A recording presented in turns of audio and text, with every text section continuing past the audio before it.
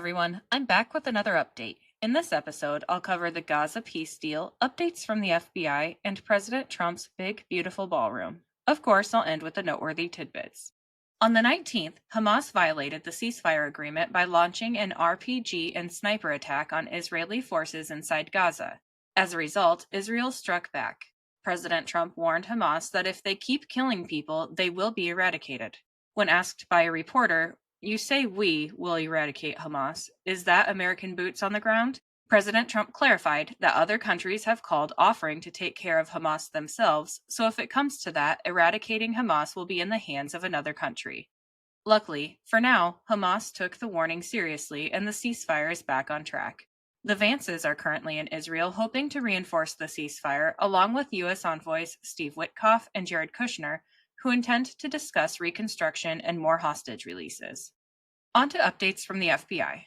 Deputy FBI Director Dan Bongino and President Trump revealed some statistics from the Bureau over the past couple of days, with President Trump announcing that since Inauguration Day, more than 28,000 violent criminals have been arrested, including over 1,700 child predators and 300 human traffickers. Over 6,000 illegal weapons have been seized, 5,000 children have been rescued, 2,000 criminal enterprises have been disrupted, and 1,900 kilos of fentanyl have been seized. Dan Bongino pointed out that in the prior 3 to 4 years, the FBI averaged 15,000 to 16,000 arrests of violent criminals, which is over 10,000 less arrests than what has been accomplished by the Trump administration in less than a year. The U.S. Secret Service found a suspicious hunting stand with direct line of sight to where President Trump exits Air Force One at Palm Beach International Airport. The FBI has dismantled the hunting stand, and it's been taken to an FBI lab for investigation. FBI Director Kash Patel told Fox that no individuals were located at the scene. The FBI has since taken the investigatory lead, flying in resources to collect all evidence from the scene and deploying our cell phone analytics capabilities. Bongino said, "All of the forensic tools we have, from digital tools to biometric tools, they are all going to be applied to try and find out who put this up there and why." Let's switch to President Trump's big, beautiful ballroom. Ground has been broken at the White House to build the new ballroom that President Trump is personally funding. For years, the White House has needed an area large enough to accommodate large parties and state visits, and Trump plans to have the ballroom match the White House architecture perfectly.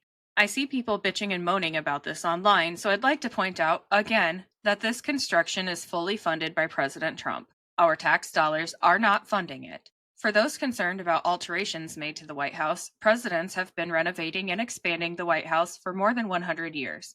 President Theodore Roosevelt built the West Wing in 1902. President Taft added the first Oval Office during the West Wing expansion in 1909. FDR added a second floor to the West Wing in 1933, and in 1934 he relocated the Oval Office to its current spot.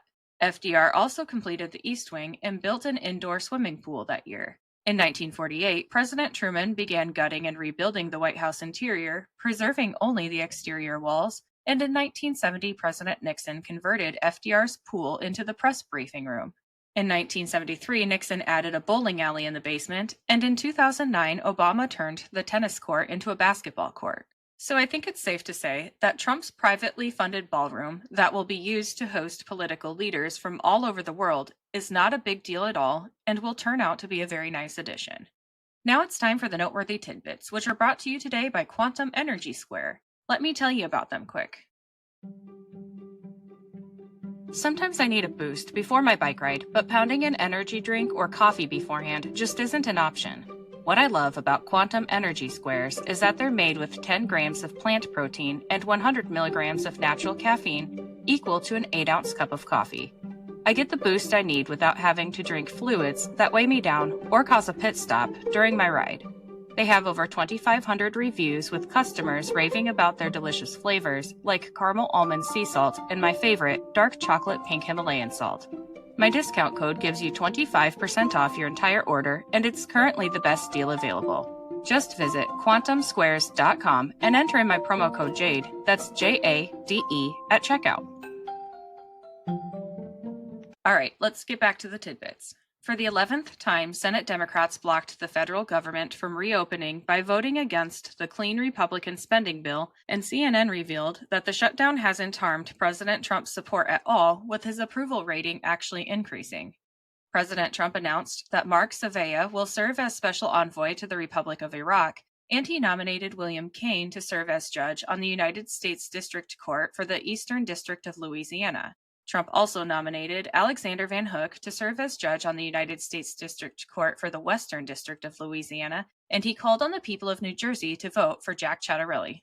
A federal court allowed President Trump to send National Guard troops to Portland to address the Antifa issue, and a Chicago college employee has been referred to the Department of Justice for criminal prosecution after he called for people to get armed and kill ICE agents at the No Kings protest. President Trump canceled subsidies to Colombia because Colombian President Petro continues to allow illegal drugs to be grown in his country, which then find their way to America. Former California Governor Arnold Schwarzenegger called for the United States to adopt nationwide mandatory voter ID. President Trump ordered a strike on another narco-terrorist vessel affiliated with a drug cartel. The North Carolina Senate Elections Committee approved the new congressional map that would add a GOP seat for the 2026 midterms. Former FBI Director James Comey motioned to dismiss his federal indictment, claiming it's vindictive and selective prosecution that violates Comey's constitutional rights.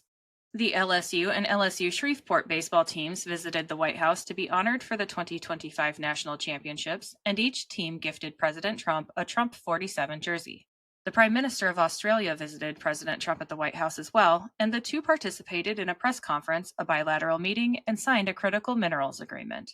That's all I have for today. I'll be back with another update soon. Until then, please like, subscribe, and share this podcast, and follow me on Instagram and X at Shades of Jade Pod. Thank you for listening and have a great day.